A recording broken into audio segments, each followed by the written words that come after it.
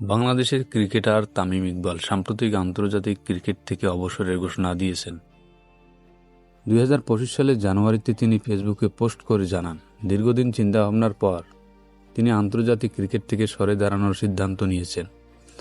তিনি উল্লেখ করেন, আসন্ন চ্যাম্পিয়ন্স ট্রফির আগে তিনি দলের মনোযোগ ব্যবহৃত করতে চান না।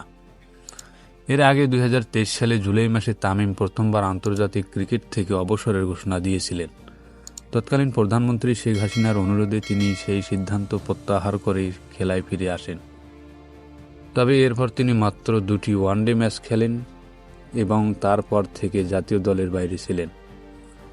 এছাড়া 2025 সালে মার্চ মাসে তামিম ইকবাল হার্ট অ্যাটাক করেন এবং তার হার্টে রিং পরানো হয়। বর্তমানে তিনি সুস্থ হয়ে উঠেছেন এবং চিকিৎসকদের পরামর্শ অনুযায়ী বিশ্রামে রয়েছেন। তামিম ইকবাল বাংলাদেশের অন্যতম সফল ও অভিজ্ঞ ক্রিকেটার। তার পারফরম্যান্স বাংলাদেশের ক্রিকেট ইতিহাসে অত্যন্ত গুরুত্বপূর্ণ ভূমিকা রেখেছে।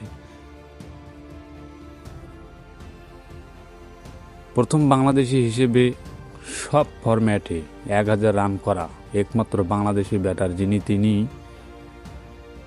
3 ফরম্যাটে সেঞ্চুরি করেছেন। ওয়ানডেতে বাংলাদেশের সর্বোচ্চ রান সংগ্রহ।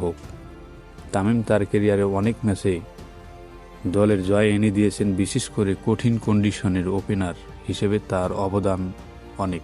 তিনি শুধুমাত্র একজন ব্যাটার নন, বরং বাংলাদেশের ক্রিকেট ইতিহাসে একজন কিংবদন্তি।